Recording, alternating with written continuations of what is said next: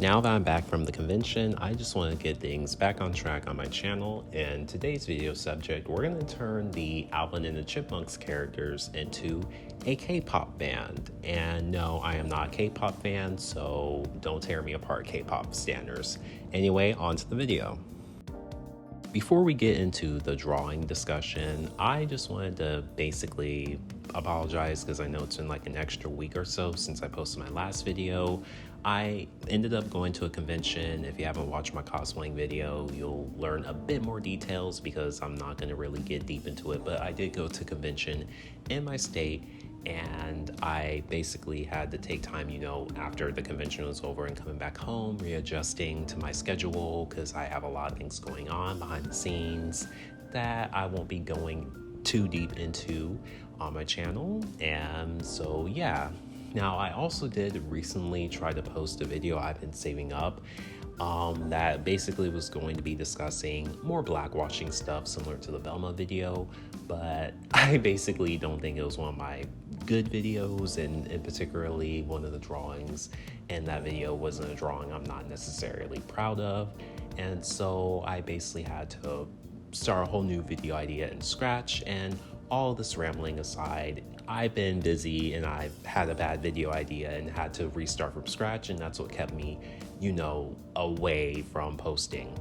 Now back on topic to the video, like stated in the intro, I'm turning Alvin and his brothers into K-pop stars, and I got the K-pop star inspiration from the fact that I believe in their 3D outing, or their 3D design rather. They're supposed to be modeled after the Siberian chipmunk, and the Siberian chipmunk is native to Korea, and really they're native to Siberia. Obviously it's in the name Siberian chipmunk, but they're native to Northeast and East Asia, and so basically working from that paradigm, that's where I got the K-pop inspiration from, because K-pop's really popular, obviously.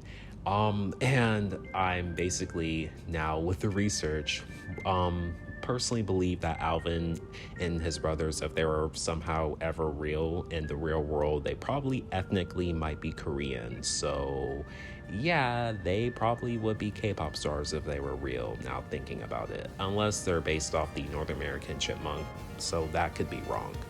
So Alvin and the Chipmunks were actually developed in the 50s, and they were basically, started off as a computer-generated band, and a man whose last name is very long. It's Bad Sad Grain. I probably am mispronouncing it because I don't remember the name.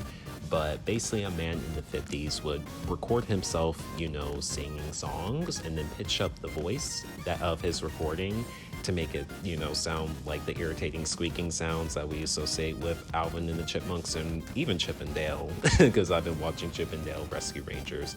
But anyway, Alvin and the Chipmunks were basically pitched up voice recordings of a man in the 50s. That's how they started. And then their character, the fact that they're brothers, and there's three of them, and then Dave, it was their human adopted father. All that came down the road later in the decades, and they ended up having their cartoon outings in the 80s and 90s, and now we have their modern renditions in their movies throughout the 2000s. So that's a little history lesson of Alvin and the Chipmunks, summed up very quickly.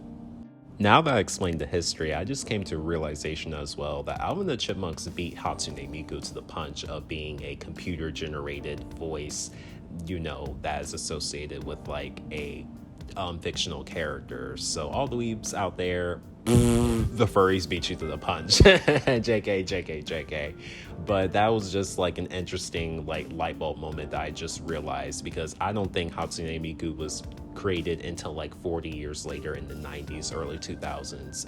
But weaves can correct me in the comment section on that. But yeah, I'm afraid Alvin and the Chipmunks and the funny animal fandom beat you to the punch of creating a fictional generated voice that will be associated with like a fictional character singer. Now, personally, I was only introduced into the Alvin and the Chipmunks lore, I guess, through the movies in the 2000s, the 3D ones. Now, I don't know what the opinion is in the Alvin and the Chipmunk fan base, if you guys are out there. But I'm pretty sure the people who've been with the Chipmunks in the 80s and 90s Probably don't have like entirely positive feelings about their 3D outing because I know it's like part of the greater trend of taking like old cartoon characters who are animated in 2D and then rendering them in a 3D environment to, go after the realistic aesthetic. That doesn't always work out with cartoon characters because they were designed to not really fit into that realistic mold, but I could be entirely wrong. And basically, I'm opening up the comment section to old Alvin and the Chipmunks fans and your opinions on their modern outing, because that's the only exposure I've had into them, and I've only gone and done research as far as like the properties, or rather media that was created about them before the movies.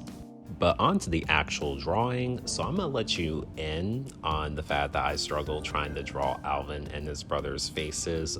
Oh my god, it's so hard. I don't know how furry artists, you guys been able to draw like anthropomorphized character designs over and over again, because like the face especially it's just ridiculous. Like when I was drawing and sketching like Alvin and his brother's faces, like I always felt like their eyes were always too close, and then like there's like a fur stripe that's like of a darker color, that contrasts from their cream colored part of the face that goes down like the nose ridge in between their eyes, and that always screws over with me, and especially having to draw them in the side view because if you don't know or haven't seen, I am kind of basing the picture I'm drawing on screen off a K-pop album cover that I'll be showing on screen.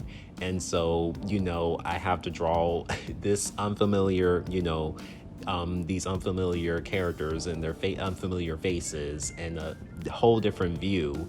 And so I had to pull up a reference from Biker Mice from Mars for Vinny, one of the main characters of that show, who's an anthro mice, and just to kind of get around the ballpark of what I was trying to draw. And I did try to take reference from like Chip and Dale and even Alvin and his brothers like 3D outing, but like I didn't think it helped that much, so I had to work off from Vinny's model sheet because I'm drawing in 2D, and then try to adjust the features to make them more chipmunk like it was just a struggle. You guys, like holy ish, I don't know how you furry artists do this all the freaking time. I don't know how the people who create the old Alvin cartoons do this all the freaking time.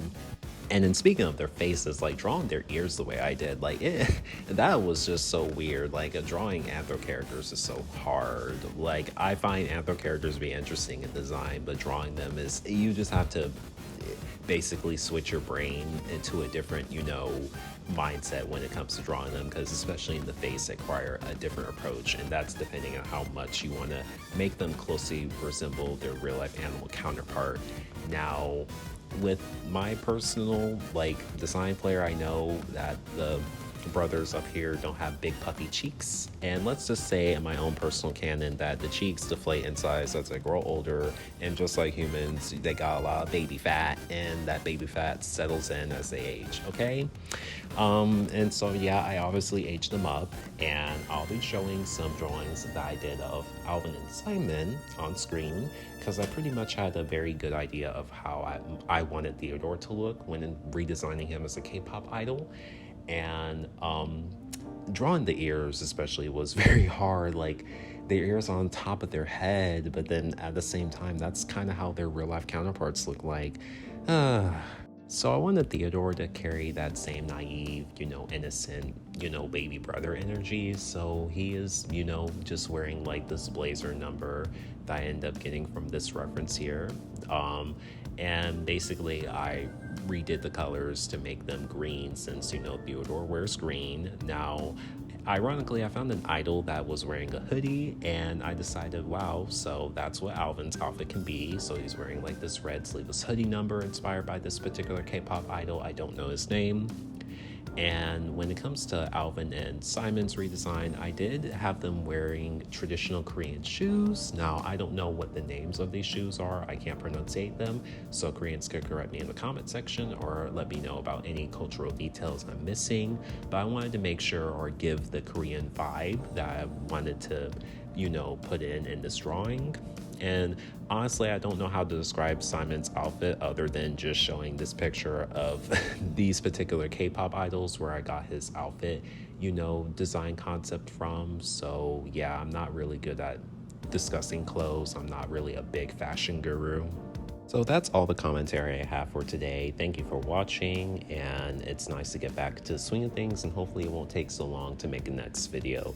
Bye bye.